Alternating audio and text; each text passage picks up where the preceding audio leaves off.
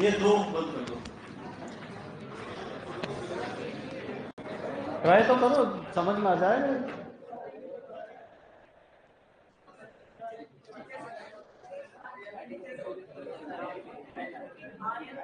देखो बेटा, वो जो काम कर रहा है उसको करने तो, बीच में अगर किसी ने की का करा तो फिर उससे बहुत लंबी चौड़ी मामला हो जाए ना। छोटे बच्चों की क्लास थोड़ी है, अभी नहीं हुआ।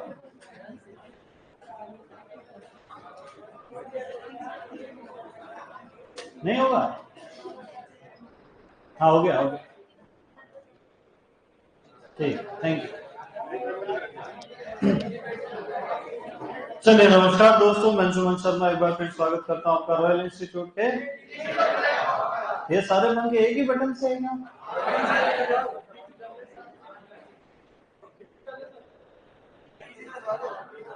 चलो, ये तो मेरा भाई जैकेट पहन के बैठा हुआ है, सबकी बॉडी अलग अलग है। चला चला, ऐसी कोई खास ठंड नहीं है वैसे, मैं तो इनर पहन के आता हूँ 24 घंटे भाई, ठंड से कोई मजाक नहीं। चले आगे हम। हाँ, मैं ज्यादा बात करूंगा तुम क्या फिर मुंह लग जाओगे, ज्यादा दिक्कत होगी। हाँ, तो इतने साल हो गए, मैंने यही देखा कि बच्चों से ज्यादा बात करो ना तो बराबर समझने लग जाए। बराबर तो हो नहीं सकते, उम्र का भी अंतर है, अनुभव का भी, और अभी तक तो इनकम का भी। सीधी बात है ना। जिस दिन नौकरी वोकरी लग जाए आ जाना, मैं खुद ही पार्टी दे दूँ तुमको। मैं सिर्फ काम के लोगों से काम रखता हूँ, फालतू लोगों से। अरे 2 राज्य के बच्चे पढ़ाए मैंने, बहुत सारे हो जाते हैं। बच्चे बोले सर आपकी शादी में नहीं बुलाया, मैंने कहा मेरी शादी में 40,000 बच्चे थोड़ी बुलाऊंगा। अरे जमाने में ससुर जी जमीन बिक जाएगी। चले आगे, क्या पढ़ रहे थे हम लोग? हल के भाग, है ना। तो अपन ने पढ़ा फार। फार कितने प्रकार की पढ़ी? 5 प्रकार की। सबसे पहले स्लिप, फिर स्लिप नोज, शिन, फिर स्ट्रेट, और फिर बार यानी छड़ा। अच्छा मुझे बताओ कि ये जो देशी हल होता है इसमें कौन से फार का प्रयोग होता है? बार शेप या रॉड शेप, है ना। बार पॉइंट कहते हैं इसको, क्या कहते हैं? बार पॉइंट। अच्छा, सारी जितने भी प्रकार की फार है वो कौन से हल से बनती है? ऐसी कौन सी फार है जो घिस जाने पर पूरी फार एक साथ बदलना पड़ती है? स्लिप फार। केवल नोज किसमें बदलते हैं? स्लिप नोज फार में, है ना। भारी भरकम हलों में कौन सी फार का प्रयोग किया जाता है? शिन फार का, है ना। वेटरी हल में स्ट्रेट या सीधा फार, और देशी हल में छड़ा। फिर हमने पढ़ा मोल्ड बोर्ड। यहां से ज्यादा प्रश्न आते हैं, फार में से तो अभी तक नहीं आया, पर मोल्ड बोर्ड में से तो आते हैं। जैसे कोई पूछे कि उबड़ खाबड़ या घास वाली या नई सुधारी हुई भूमि में कौन से मोल्ड का प्रयोग करें? सॉर्ड या ब्रेकर टाइप। सॉर्ड कल्चर मतलब घासों का अध्ययन, वैसे ही सॉर्ड ब्रेकर मतलब घास तोड़ने वाले, है ना। हिंदी में कहते हैं नई तोड़ या मुड़ उखाड़, जैसा हिंदी नहीं पढ़ना ज्यादा, है ना। फिर जहां फसल के अवशेष हो, ज्वार के, बाजरे के, वहां पर स्टबल टाइप का मोल्ड बोर्ड। अच्छा, ट्रैक्टर चालित हलों में किसका प्रयोग होता है? High speed. और सामान्य उपयोग के लिए जनरल पर्पस मोल्ड बोर्ड। याद रहेगा, भूलोगे तो नहीं। चलो बहुत बढ़िया। अब दाब रोधी कितने प्रकार की होती है? 3 प्रकार की। कौन कौन सी? निम्न दाब रोधी, मध्यम दाब रोधी, और उच्च दाब। चलो, तो अपने हल वाला मामला जो है वो कंटिन्यू करते हैं अपन, और भी बच गए थोड़े से।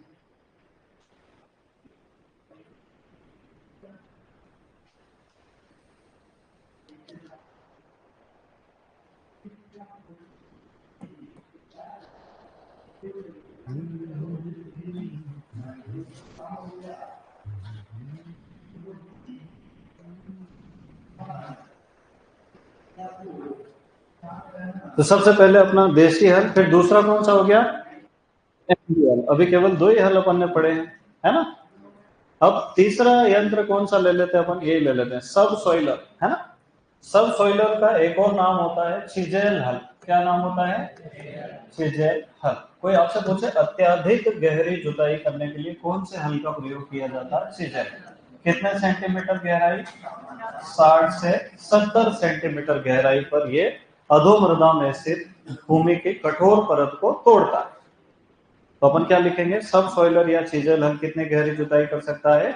60 से 70 सेंटीमीटर। अच्छा देखो, एक बात है कि मान लो अपन ने,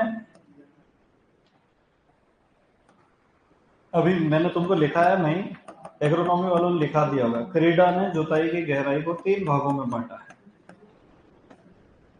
लिखवाया कि नहीं? भू परिष्करण में एक होता है कम गहरी जुताई, एक होता है मध्यम गहरी जुताई, और एक होता है गहरी जुताई,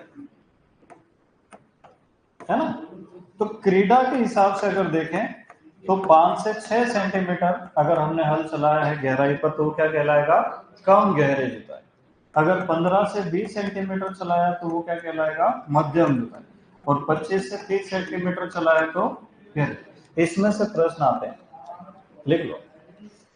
क्रीडा के अनुसार जुताई की गहराई,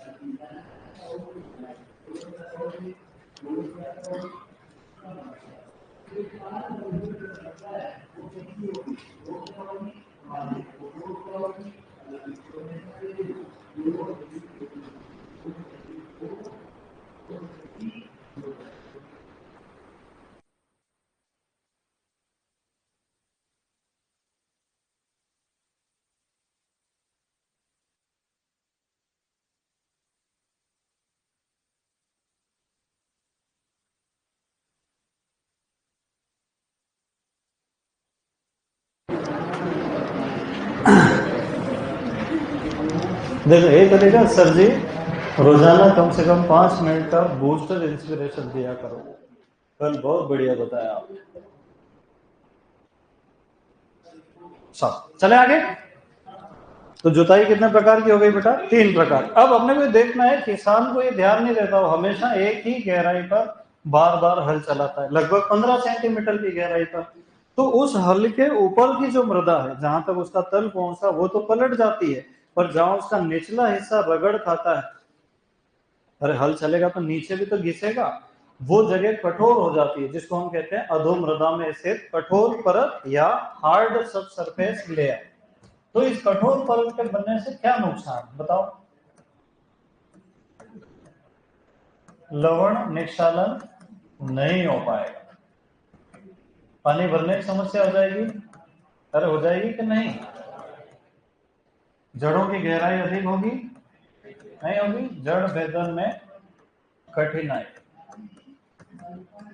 और बताओ, और क्या समस्या हो सकती है? पौधों की वृद्धि ठीक से नहीं होगी, उतली जड़ें रह जाएगी। ये 3 प्रमुख समस्याएं हो जाती।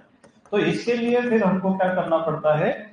अत्यधिक गहरी जुताई करना पड़ता है, जिसको हम कहते हैं सब सॉइलिंग, और उसका यंत्र क्या कहलाता है? सब सॉइलर। तो जो चिजेल हल है उसी का दूसरा नाम क्या है? चिजेल हल का ही दूसरा नाम है सब सॉइलर। बराबर लगा देता हूं। अब कोई आपसे पूछे सब सॉइलिंग कौन से भू परिष्करण में आती है? प्राथमिक में या द्वितीय? क्यों आएगी प्राथमिक में? क्योंकि ये 15 सेंटीमीटर से अधिक गहराई पर की जाती है। जो भी क्रिया 15 सेंटीमीटर से अधिक गहराई पर की जाती है वो क्या कहलाती है? प्राथमिक भू परिष्करण। अब चिजेल हल हो गया, सब सॉइल, ये कल्टीवेटर बाद में पढ़ेंगे अपन द्वितीय में, है ना? तो देसी हल अपना कंप्लीट हो गया, मोल्ड बोर्ड कंप्लीट हो गया, चिजेल हल हो गया। अब ये भी वही है, सब सॉइलर या चिजेल हल। ये कौन सा है? देश का हल। कौन सा हल है? देश का हल। हिंदी में क्या लिखेंगे इसको? तवेदार। ये देखा है तुमने देश हल, है ना? अब इसमें 2 प्रश्न आते हैं। एक आता है देश को कोण कितना होना चाहिए। बड़ी परीक्षा में भी यही आते हैं और छोटी परीक्षाओं में भी यही आता है। दूसरा टिल्ट कोण कितना होना चाहिए। तो डिस्क कोण होता है 40 से 45 डिग्री और टिल्ट कोण होता है 15 से 25 डिग्री। डिस्क हल दिखा देता हूँ।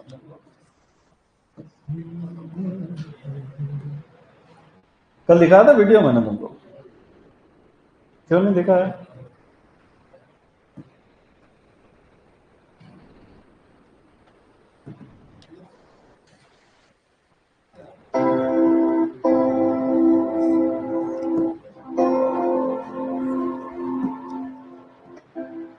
ये कौन सा यंत्र है?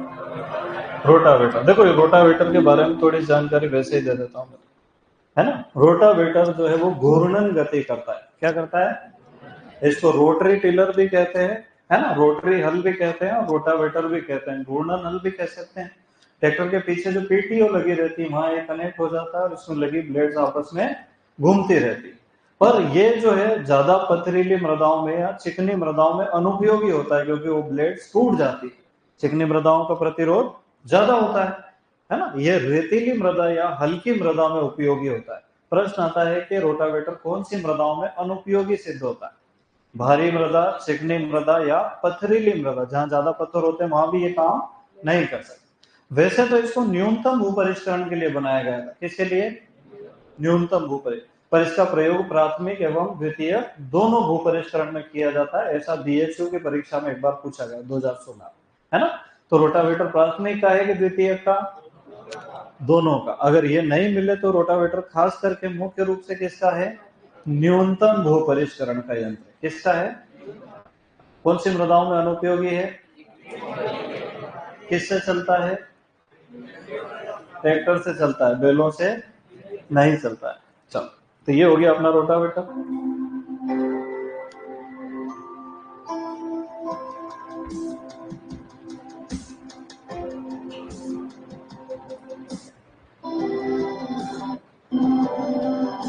ये कौन सा हल है? ये तो हैरो है। ये क्या है? Disc harrow.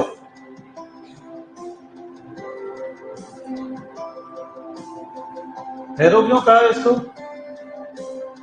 क्योंकि ये 15 सेंटीमीटर से कम गहराई पे कार्य करता है, इसलिए इसको कहा जाता है हैरो। डिस्क हल आएगा अभी आगे।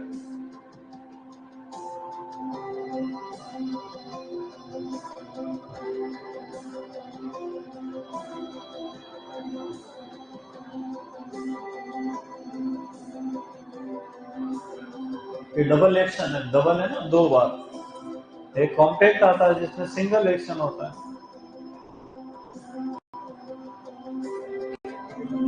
घुमा रहा है, वही दिखाएगा वापिस। ये डिस्क हल है। हल क्यों कहा है इसको? कुछ ज्यादा ही काम कर रहा है? अब देखो, डिस्क हल में अपने को दो चीजें देखना है, एक आता है डिस्क कोण और एक आता है टिल्ट कोण। डिस्क हल वैसे तो तवे हैं, अपने रोटी बनाने का तवा आता है वैसे ही। क्या है? तवा ही है, इस प्रकार, है ना।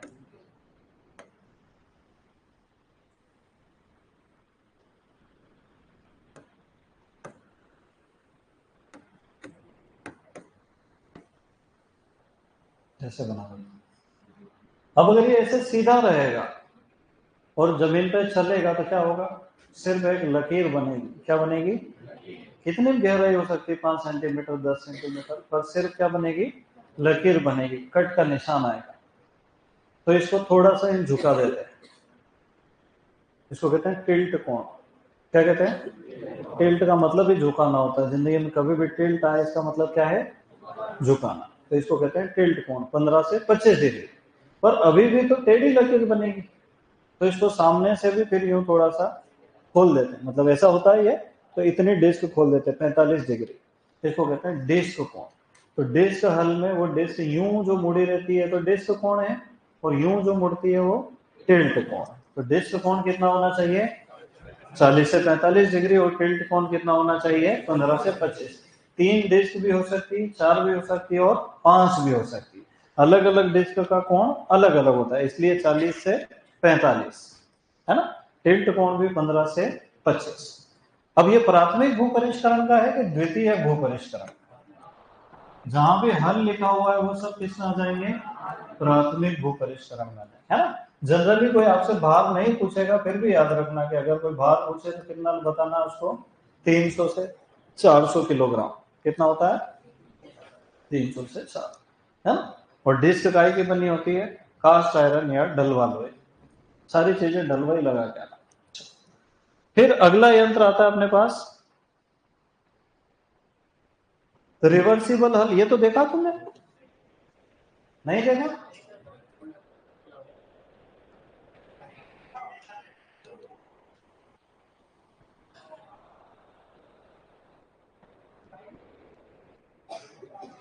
इसमें तो नहीं आएगा आगे,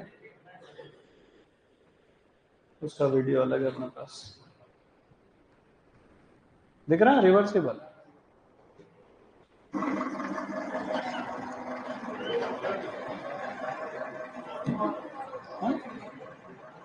पलटी प्लो कहते हैं इसको।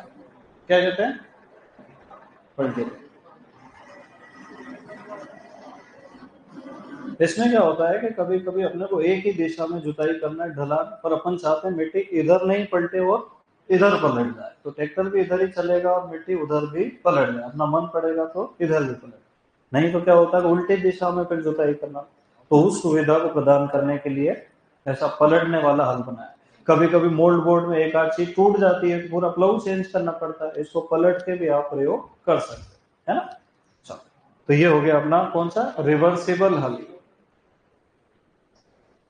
ये लिखना है क्या? लिख लो। इसके पहले कौन सा था? सब सॉइलर, यही वाला है। और आगे ये सीजल हल या सब सॉइलर।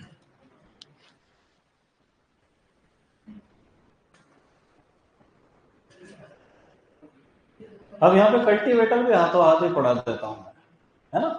कल्टीवेटर भी मृदा को चीरता है, पलटता नहीं है, पर याद रखना जिंदगी भर के कल्टीवेटर जो है वो द्वितीय भूपरिष्करण का यंत्र है ना।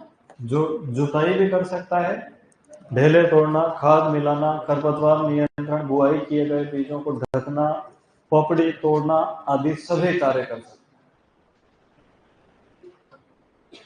ये रटने से काम नहीं चलेगा, ये समझना पड़ेगी चीजें सारी, है ना। कल्टीवेटर क्या नहीं कर सकता? मिट्टी नहीं पलट सकता, अत्यधिक गहरी जुताई भी नहीं कर सकता।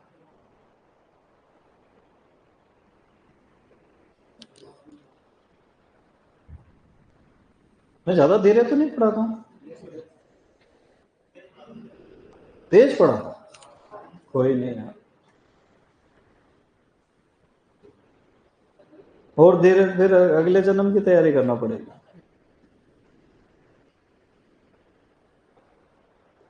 इंस्टीट्यूट वालों ने तो पूछ ही लिया कब खत्म कर रहे हैं, मैंने कहा अभी शुरू ही नहीं हुआ मैं तो।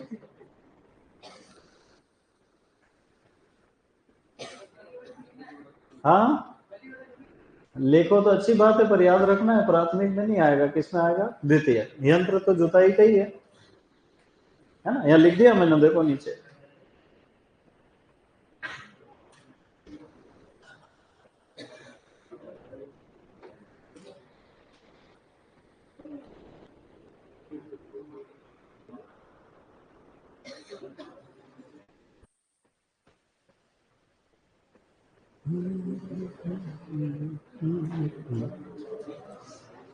लिख लिया?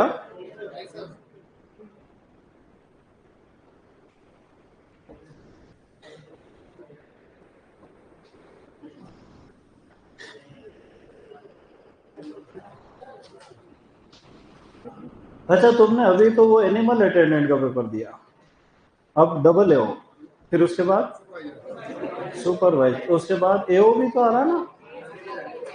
एमएससी नहीं हुआ? किस चीज की हो गई? बहुत सारे, कहीं ना कहीं तो सेट हो ही जाओगे। चलो आगे चले, ये भी लिख के लो।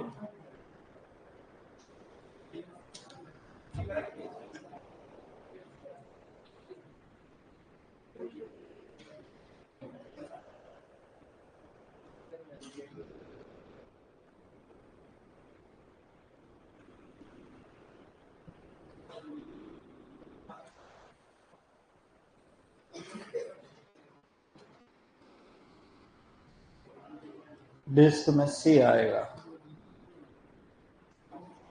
DISC।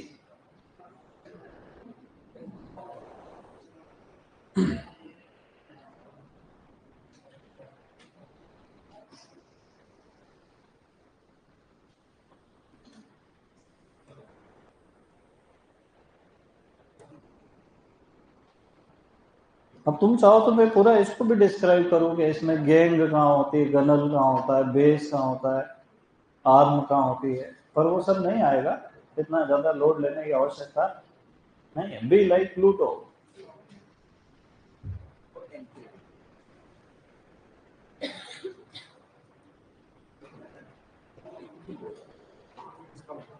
डिस्क कोण और टिल्ट कोण साफ साफ लिखना, गड़बड़ मत करना, मिक्स कर दो नहीं पता लगता है ना। इस टिल्ट कोण को झुकाव कोण भी कहते हैं। कई बार वो पूछ लेता है कि डिस्क हल में झुकाव कोण कितना होता है, अपन इंग्लिश का प्रश्न भी नहीं देते हैं और उत्तर क्या लगा के आ जाते हैं, 40 से 45।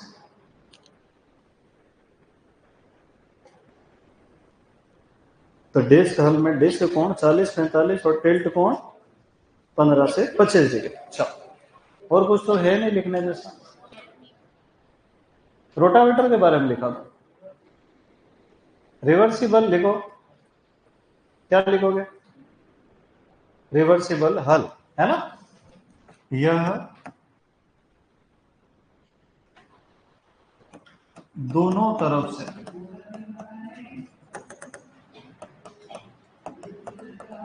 पलट सकता है, अर्थात ट्रैक्टर की दिशा बदले बिना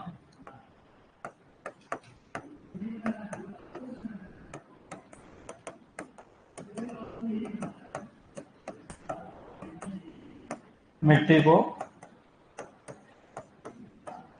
दाईं या बाईं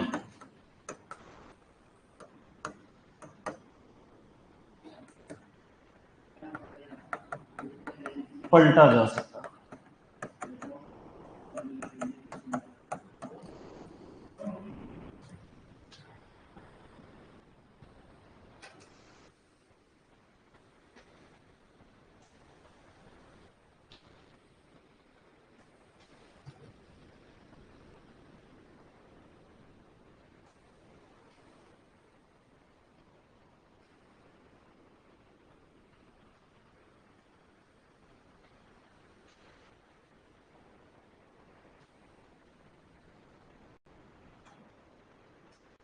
एक मोल हल भी आता है, बता तुमको, नाम सुना था, जल निकास में उपयोग होता है ना।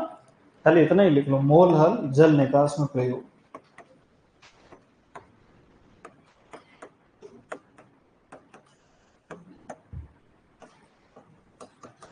क्या करता है, जमीन के नीचे पाइपलाइन जैसी नालियां बना देता गोल गोल, तो जहां ज्यादा बारिश होती है वहां पानी नीचे से निकल जाता है डायरेक्ट, चूहों के लिए हाईवे बन जाता है अंडरग्राउंड।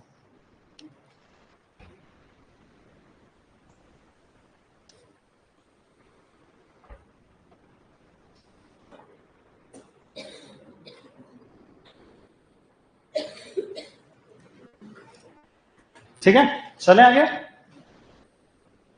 कि नहीं चले, नहीं चलेंगे तो क्या करेंगे।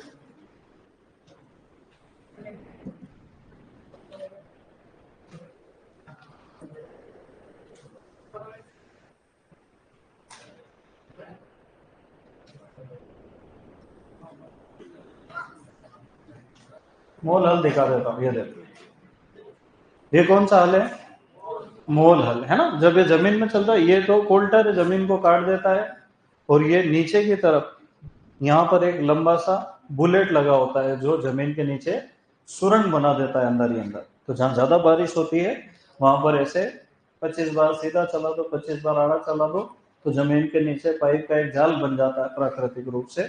चूहों के लिए हाईवे हो जाए, उससे पूछो तू कहाँ रहता, बोले 7 राइट है। तो मूल हल जो है वो किस काम में आता है, जल निकास के काम में आता है। अब इसके बाद अपन पढ़ेंगे अगला, समतलीकरण के यंत्र। है ना। समतलीकरण मतलब क्या, जमीन को बराबर करना। अब दो तरह के समतलीकरण होते हैं, एक तो बिना खेत की जगह पे समतलीकरण करना, वहां पे तो जेसीबी का प्रयोग किया जाता है ना। यहाँ हम बात कर रहे हैं खेत को समतल करने के यंत्र। तो इसमें सबसे पहला आएगा पाटा। पाटे को तो तुम सब समझते हो, बेलन या रोलर। बेलन रोलर तो गोल गोल होता है, और पाटा जो होता है वो चपटा पटिए का एक टुकड़ा होता है। देखा तुमने, बच्चों को बिठा देते हैं इससे, और कभी कभी गिर जाते हैं बेचारे, पीछे गिर जाए ठीक, आगे गिर जाए तो समतल कर देता पाटा उसको। स्क्रेपर, स्क्रेपर को हिंदी में कहते हैं जतरा या खुरचनी, है ना। ये ट्रैक्टर के पीछे वाली सुपड़ी देखी तुमने, ट्रैक्टर के पीछे एक छोटी सी पतली सी सुपड़ी आती है, देखी क्या नहीं।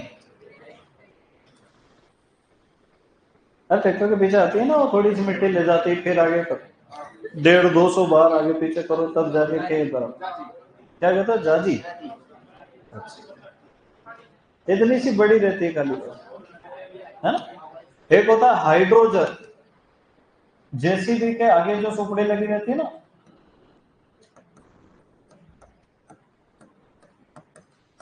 पर विदेशों में स्क्रेपर बड़ा होता है, देख रहा।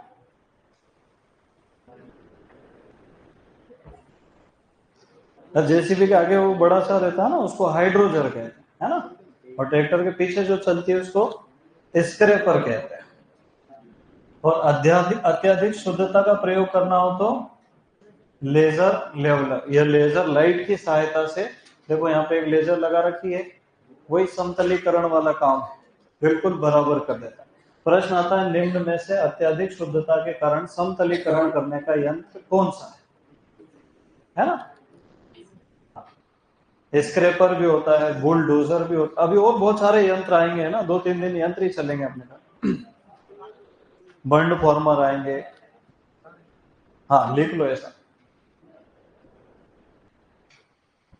अपने इसमें से प्रश्न भी आया हुआ है यंत्रों में से बहुत सारा, कि निम्न में से समतलीकरण का यंत्र नहीं है। पाटा बैल द्वारा चलता है, पाटा सब द्वितीय में, हल को और जुताई को, गहरी जुताई को छोड़ के बाकी सब द्वितीय, है ना। ढेले तोड़ना, खाद मिलाना, समतलीकरण करना, बुआई किए गए बीजों को ढकना, पपड़ी तोड़ना, यहाँ तक कि बुआई करना भी द्वितीय भू परिष्करण, बीज शैया तैयार करना भी द्वितीय। तो जुताई और गहरी जुताई को छोड़ के बाकी सब किसमें आएगा, द्वितीय भू परिष्करण। 12वीं की किताब से चलोगे फिर डबल एओ नहीं बन पाओगे।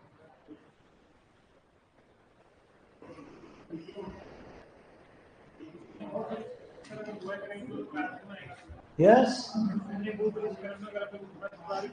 नहीं 15 सेंटीमीटर से कम कुछ भी करो, भले किसी को दफन भी कर दो तो भी देती है। 15 सेंटीमीटर गहरी कोई बुआई नहीं करते, है ना। प्राथमिक द्वितीय मामले ही खत्म हो गया इस दुनिया में। अब तो अपन प्रोग्राम स्पेसिफिक काम करते हैं। अब तो resilient agriculture, climate specific crop production चल रहा है। अपन अभी पुराने जमाने में जी रहे, अब तो सैटेलाइट से, ड्रोन से तो दवाई का छिड़काव हो रहा है, और वो ड्रोन उड़ाने की जरूरत भी खत्म हो गई, खाली उसको नक्शा बना के दे दो कि इस राउंड में ही घूमना है, इससे बाहर नहीं जाना। वो खुद एडजस्ट करता है, कितनी हवा चल रही है, कितना धीरे चलना है, कितना तेज चलना है। ऑटोमेटिक ट्रैक्टर आते हैं, जीपीएस से सेट कर दो, पूरा खेत रात भर में निपटा दें। कोई समस्या आ गई ट्रैक्टर में तो मोबाइल में फोन बज जाएगा, मैसेज आ जाएगा कि भैया पहुंच जाओ मौके, चलो आगे आ जाओ वापिस, हैं। हाँ, डबल एओ नहीं बनोगे तो कुछ बन जाओगे। अब लिखो बुआई के यंत्र, इसमें थोड़ी जगह छोड़ देना है ना। हाँ, क्या लिखना है, बुआई के यंत्र। अब बुआई के यंत्र में वैसे ही समझा देता हूं, फिर लिख लेना। देखो, बुआई करने का क्या अर्थ है, बीजों को मृदा के नीचे रखना, क्या कहलाता है, बुआई करना। जैसे कोई आपसे पूछे कि जुताई करने का मुख्य उद्देश्य क्या है, मृदा को खोलना, क्या है मुख्य उद्देश्य? मृदा को खोलना। फिर द्वितीय भू परिष्करण में जो यंत्र चलते हैं उनका उद्देश्य ढेले तोड़ना, खाद मिलाना, पपड़ी तोड़ना, खरपतवार नियंत्रण करना, वायु संचार को बड़ा, ये सब एग्रोनॉमी में आता है ना, इसलिए यहाँ नहीं लिखा रहा हूं, ये अपना दूसरा पोर्शन। बुआई किए गए बीजों को ढकना, खाद मिलाना, क्यारियां बनाना, बीज शैया तैयार करना या बुआई के लिए खेत को तैयार करना, ये सब द्वितीय भू, मतलब जुताई, गहरी जुताई, सब सॉइलिंग को छोड़ दे तो बाकी सब क्या हो जाएगा? द्वितीय भू परिष्करण। अब यहाँ पर आ गए अपन बुआई। बुआई का मतलब बीजों को खेत में मृदा के नीचे रखना, है ना। पुराने जमाने में तो अपन किससे बुआई करते थे? और देसी हल से बुआई की दो विधियां होती है, वो मैं तुमको पहले भी डिस्कस कर चुका हूँ, बताया था क्या मैंने आपको? एक होती केरा विधि। क्या होती है? केरा विधि सबसे प्राचीन विधि है। इसमें एक आदमी देसी हल चलाता था, उस हल से जो नाली बनती थी, दूसरा आदमी उस नाली के अंदर हाथ से बीज गिराता हुआ जाता था, है ना। तो इसमें क्या होता है? कूड़ में, कूड़ किसको कहा जाता है? हल के द्वारा बनाई गई नाली को। तो कूड़ में हाथ से बीज डालना क्या कहलाता है? केरा। दूसरी विधि आती है कोरा विधि। अब किसानों ने क्या है कि एक यंत्र का आविष्कार कर लिया, है ना। एक बांस का, खोखले बांस का टुकड़ा लिया और उसको हल के पीछे बांध दिया, कीप बना दी। अब एक आदमी हल चलाता था और दूसरा आदमी उस कीप में बीज डालता था, पीछे उसको ऐसे झुक झुक के नाली के अंदर बीज गिराने की आवश्यकता नहीं पड़ती थी। तो जब कीप में बीज डाला जाता है तो इसको कौन सी विधि कहते हैं हम लोग? अब डबल एम क्या प्रश्न आएगा? केरा और कोरा विधि का संबंध है बुआई से, समतलीकरण से, है ना, मेड़ बांधने से, जुताई करने से। तो अपन सुनेंगे तो अपने याद रह जाएगा कि देसी हल से बुआई की दो विधियां हैं। कौन कौन सी? केरा विधि और कोरा विधि, है ना। दूसरा डिबलिंग विधि। तो डिबलिंग विधि में जो यंत्र प्रयोग होता है उसको हम क्या नाम लेते हैं? डिबलिंग विधि में क्या है कि जब हमने भू परिष्करण को कम करने की कोशिश की, है ना, और हमने देखा कि जब हम सीड्रिल से बुआई करते हैं, फेंक कर बुआई करते हैं, तो 50% से भी ज्यादा बीज ऐसे ही खराब हो जाते हैं। तो एक सुराख बनाना, एक होल बनाना, उसके अंदर एक बीज डालना और कवर कर देना, ये कहलाता है डिबलिंग, है ना।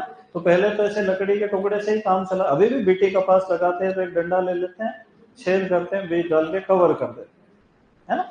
पर अब डिबलर नाम का यंत्र आता है जो ज्यादा स्पीड से एक एक बीज जमीन में गिराता जाता है। ऐसा कहा जाता है डिबलर से सबसे कम बीज दराती है। तो सबसे कम बीज दर वाली विधि कौन सी है? डिबलिंग विधि। फिर हमने एक यंत्र बनाया जिसका नाम रखा सीड ड्रिल। क्या नाम रखा? Seed drill. और इस विधि को कहा जाता है ड्रिलिंग विधि। क्या कहा जाता है? अब सीड्रिल जो है वो सबसे सस्ती विधि। कैसी विधि है? सबसे सस्ती विधि सीड्रिल से बुआई करना। सबसे तेज विधि सीड्रिल से बुआई करना, पर सीड्रिल केवल छोटे बीजों को ही गिरा सकते। अगर बड़े बीज है तो उसके लिए हमने प्लांटर का आविष्कार किया। किसका आविष्कार किया? तो बड़े बीजों के लिए किसका प्रयोग किया जाता है? प्लांटर का। छोटे बीजों के लिए किसका प्रयोग किया जाता है? सीड्रिल। अब प्लांटर की खासियत यह है कि यह भी गिनती के ही बीज गिराता है और निश्चित दूरी पे गिराता है। मतलब यहाँ पौधों से पौधों के बीच की दूरी भी आसानी से अपन फिक्स कर सकते हैं, जबकि सीड्रिल में जो है लाइन से बीज गिरते हैं। तो सीड्रिल का थोड़ा सा मैकेनिज्म अपन समझेंगे, फिर प्लांटर का समझेंगे, और इसमें ज्यादा नहीं पढ़ाऊंगा, है ना। हाँ हाँ, वो सब पढ़ाऊंगा। देखो अभी आप सीड्रिल क्या है, तो जैसे कोई कल्टीवेटर है, इस कल्टीवेटर के अपन एक सीड बॉक्स रख दे ऊपर और नीचे उसके हर टाइल्स के नीचे नलियां रख दे, तो वही क्या बन जाएगा? सीड्रिल बन जाएगा। तो सीड्रिल में अलग अलग भाग होते हैं। जैसे एक तो होता है उसका फ्रेम। क्या होता है? ये हो गई सीड्रिल की फ्रेम। नीचे जो दांते लगे रहते हैं वो क्या कहलाते हैं? टाइन्स कहलाते हैं। क्या कहलाते हैं? सीड्रिल के पैर। यहाँ पर एक बॉक्स होता है जिसको हम सीड बॉक्स कहते हैं। क्या कहते हैं? और उस सीड बॉक्स में से अलग अलग प्रकार की नलियां निकली हुई होती है जो इन टाइल्स के नीचे तक जाती है, और इन्हीं से होता हुआ बीज जो है उस क्यारी के या उस नाली के अंदर पहुंचता है। ठीक है। अब यहाँ पर दिक्कत क्या आती है कि अगर सीड ड्रिल को अपन चालू कर दे और ट्रैक्टर कहीं खड़ा कर दे तो नीचे उस बीज का ढेर लग जाएगा। पर ऐसा नहीं होता है, क्यों? क्योंकि इसमें से बीज गिरना नियंत्रित होता है एक पहिए की सहायता से। तो अपन ने देखा सीड ड्रिल के आगे एक पहिया लगा रहता है, ऐसा है ना। यहाँ से एक बेल्ट जुड़ा रहता है, यहाँ पर चेन या बेल्ट, है ना। यहाँ पर जो प्लेट लगी रहती है वो अलग अलग टाइप की होती है। उस प्लेट की ये खासियत रहती है कि जब वो प्लेट है ऐसे है तो उसमें खांचे बने होते हैं, तो उसके अंदर बीज घुस जाते हैं। जब पहिया घूमता वो प्लेट पलटती है तो बीज गिर जाते हैं दूसरे खांचे में। ऐसे 7 8 6 अलग अलग खांचे रहते, तो जब तक वो पहिया घूमता है तब तक ही बीज गिरते हैं। जब वो पहिया घूमना बंद कर देता है बीज गिरना भी बंद हो जाते हैं। तो बीज दर का नियंत्रण किससे होता है? प्रश्न आता है कि सीड ड्रिल में बीज दर या बीजों को गिरने का नियंत्रण किसके द्वारा किया जाता है? पहिए के द्वारा किया जाता है। अगर ये पहिया टूट जाए, चेन निकाल दे तो फिर सीड ड्रिल काम की नहीं बचेगी। फिर वैज्ञानिकों ने देखा कि यार बुआई में केवल बीजों का प्रयोग करें, उर्वरक डालना है, तो उन्होंने क्या करा, 2 बॉक्स वाला एक सीड ड्रिल तैयार किया जिसमें एक साइड तो अपन क्या भर देते हैं, बीज, और दूसरे साइड क्या भर देते हैं, उर्वरक। इसमें क्या थी कि उसमें उर्वरक जो है वो नीचे गिरता है 5 सेंटीमीटर नीचे, और बीज गिरता है ऊपर, है ना। इसको नाम दे दिया गया सीड कम फर्टिलाइजर ड्रिल। तो एक तो हो गया अपने पास कौन सा यंत्र, सीड ड्रिल। दूसरा यंत्र हो जाएगा अपने पास सीड कम फर्टिलाइजर ड्रिल, अंग्रेजी में नाम है seed cum fertilizer, ferti drill भी कहते हैं ना। तो ये बुआई भी करेगी, साथ में क्या करेगी, उर्वरक देना। अब बीज ऊपर रहता है कि उर्वरक? उर्वरक नहीं, कितने सेंटीमीटर बीज ऊपर। अच्छा, दोनों को एक साथ रख देंगे तो क्या होगा, बीज खराब हो जाएगा, है ना। उर्वरक जो है वो तीव्र रसायन होते हैं, बीजों को खराब करते हैं। फिर बाद में जीबीपीयूटी, ये नाम सुना तुमने कभी? भारत का पहला कृषि विश्वविद्यालय जीबी पंतनगर, है ना। इन्होंने एक यंत्र बनाया जिसका नाम रखा जीरो टिल फर्टी सीड कम ड्रिल। इसका अर्थ क्या है, यह शून्य भू परिष्करण में धान के बाद गेहूं की बुआई करता है, साथ में और क्या कर सकता है, उर्वरक भी दे सकता है। तो प्रश्न क्या आएगा कि जीरो टिल फर्टी सीड कम ड्रिल किसका यंत्र है, शून्य भू परिष्करण का। ये क्या कर सकता है, बुआई भी कर सकता है और उर्वरक भी दे सकता है। किसके बाद किसकी बुआई कर सकता है, धान के बाद गेहूं। और किसने तैयार किया, जेबीपीएटी पंतनगर। बस, ठीक है। और पढ़ाऊं कि इतना लिखोगे पहले? ये लिखा हुआ है यहाँ। अब एक शब्द आता प्लांटर, है ना। लिख लो पहले, अभी तुम्हारी समय सीमा कम बची है। कहां से लिखोगे, यहाँ लिख लिया, हाँ यहाँ लिखना है, ठीक।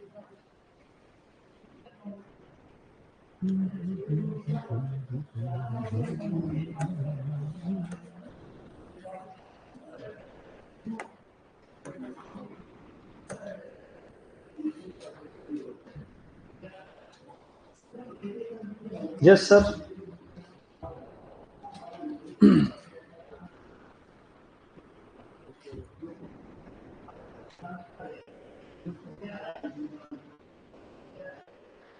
कॉलेजेस में क्लासेस लगना बंद हो गई क्या आजकल? है, पढ़ाते हैं नहीं बोले पढ़ाते तो हम ही नहीं जाते हैं, पढ़ाते होंगे यार, है ना। उनको प्रोजेक्ट का लालच लग जाता है। सरकारी कॉलेज हो तो, प्राइवेट हो तो उनको इतनी तनख्वाह ही नहीं मिलती वो पढ़ा। मैं इंदौर में था, मेरे पास हर तीसरे दिन कोई न कोई आ जाते। वहाँ 3 4 यूनिवर्सिटी है एग्रीकल्चर की प्राइवेट, वहाँ कॉलेज नहीं खोल सकते। वहाँ सरकारी यूनिवर्सिटी किसी प्राइवेट कॉलेज को मान्यता नहीं देती। अपने यहाँ तो दे रखा 25 25 30 कॉलेज।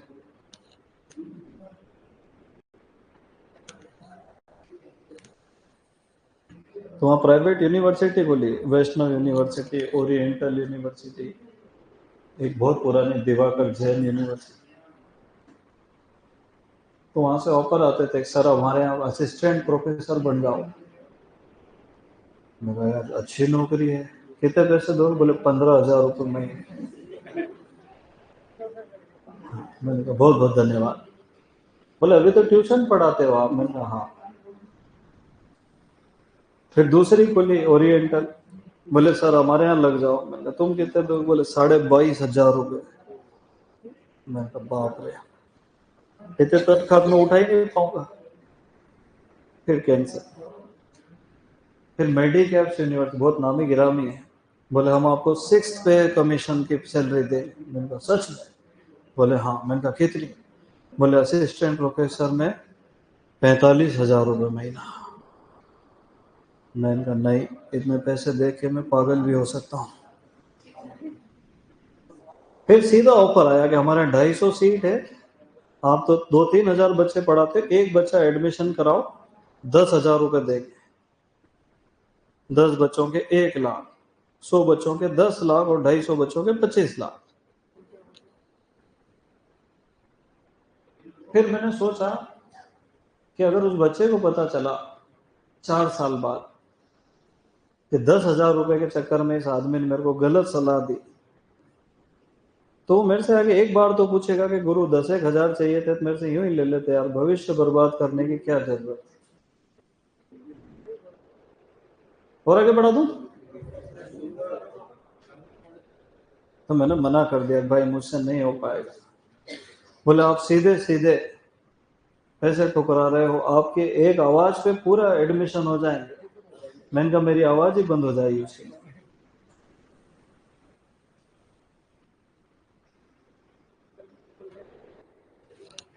आगे बढ़ा दूं?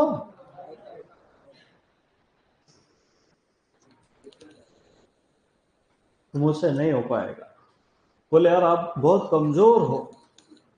मैंने कहा हाँ, बचपन से। एक तो मैं पंडित हूँ, दूसरा टीचर, 2 ऐब है मेरे अंदर, और तीसरा मेरी कुंडली में शनि बहुत भारी है। मैंने थोड़ी भी बेईमानी करी तो मेरी किडनियां खराब हो जाएगी। हाँ, मैं खुद ही पंडित, कुंडली बना दूं, लोगों का हाथ देख लेता हूँ, चेहरा देख ले, भविष्य बता दे, तो 20-25 लाख तो यही कमा लूंगे साल भर में। आजकल तो बहुत चल रहा है मार्केट।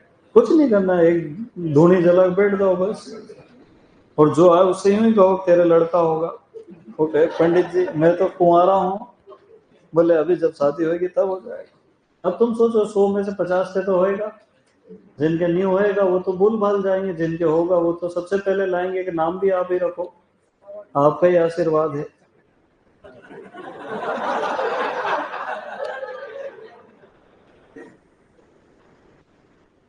अभी देख ले, सबसे बड़ा बिजनेस यही चल रहा है, और वो सब अनपढ़ है, 8वीं 10वीं पास। मैं तो पढ़ा लिखा आदमी, एमएससी है जी। मैं तो डिग्री बड़ा पोस्टर बनवाऊंगा, वो लगूंगा पहले।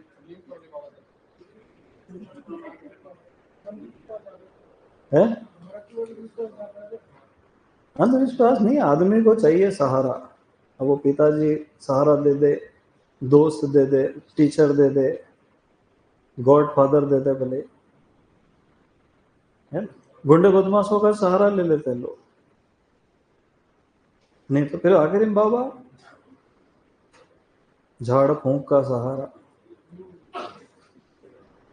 पढ़े लिखे लोग जाते हैं, अनपढ़ कम जाते हैं, पढ़े लिखे ज्यादा जाते हैं, क्योंकि खुद पे भरोसे की कमी हो तो फिर दूसरा ढूंढना पड़ता है। हाँ, ये सब सेल्फ कॉन्फिडेंस की कमी किसी। अभी मैं तुमको 2-4 चमत्कार दिखाऊं ना तो तुम, हाँ, मेरा फोटो लगा लोगे घर हैं।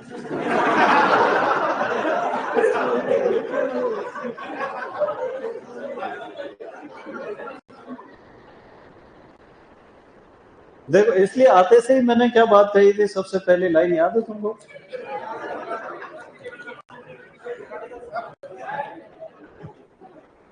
लिखो फटाफट।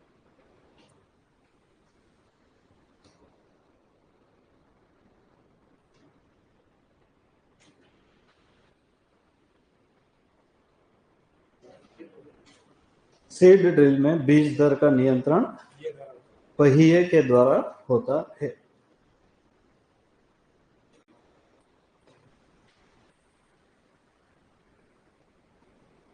अब छोटे बीजों के लिए किसका प्रयोग करते हैं हम? सीड ड्रिल का। और बड़े बीजों के लिए लिखो, प्लांटर में बीज दर का नियंत्रण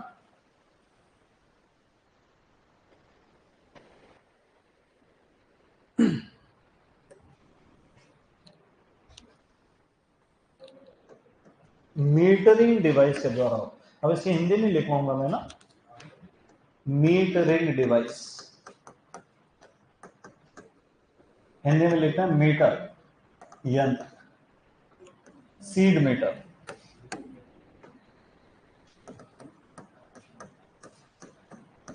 अब ये भी अलग अलग टाइप के आते हैं। एक आता है inclined plate type,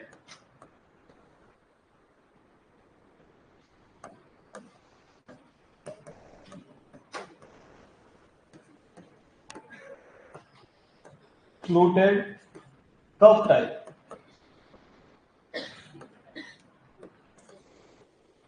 roller type.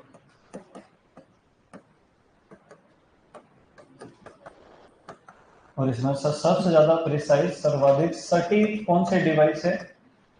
Inclined plate type.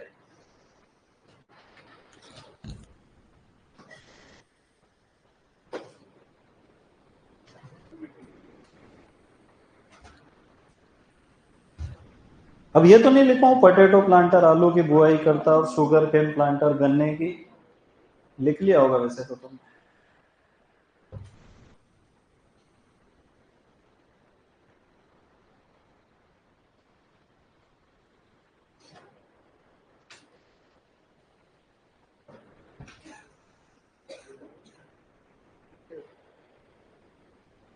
Fluted cup type, inclined plate type और रोलर टाइप। और भी होती 10-11 प्रकार के, पर इतना डीप में नहीं जाएंगे।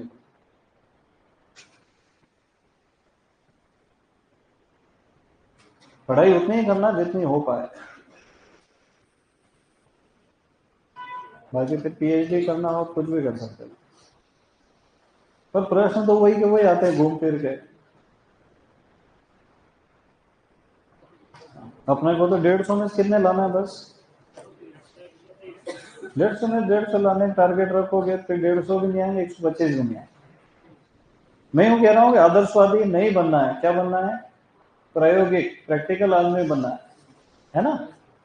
तो 130-35 ले आओगे, मेरे हिसाब से सिलेक्शन हो जाएगा है।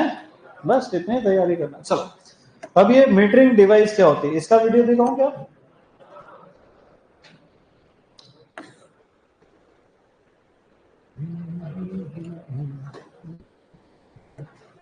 देखो यहाँ लिखा है ना मीटरिंग डिवाइस, सीड मीटर। ये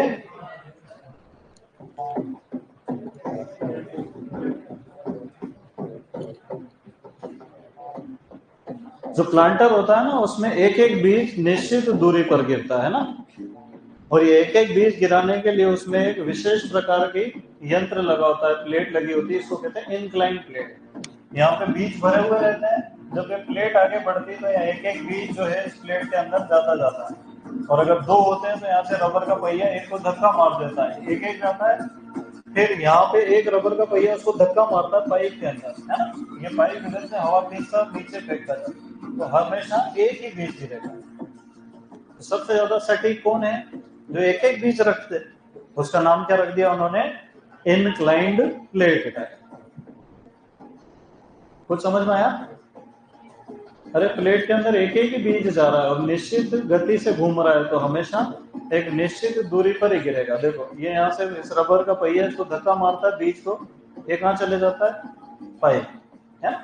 अड़े नहीं, अटके नहीं, इसके लिए हवा का निश्चित प्रवाह बना रहता है। ये देखो,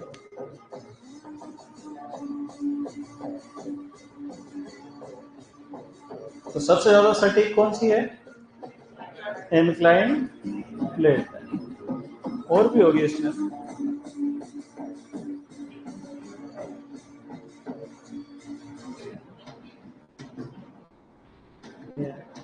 ये फ्लूटेड कप टाइप है, पर इसका म्यूजिक अच्छा नहीं है।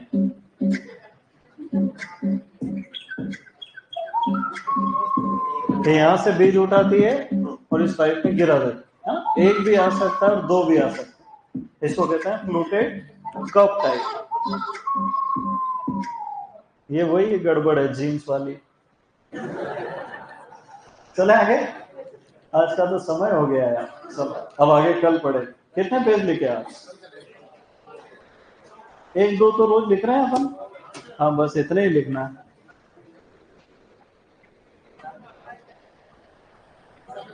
टेस्ट में क्या आएगा? यूं टेस्ट में जो अपन ने पढ़ा है वो सब आएगा।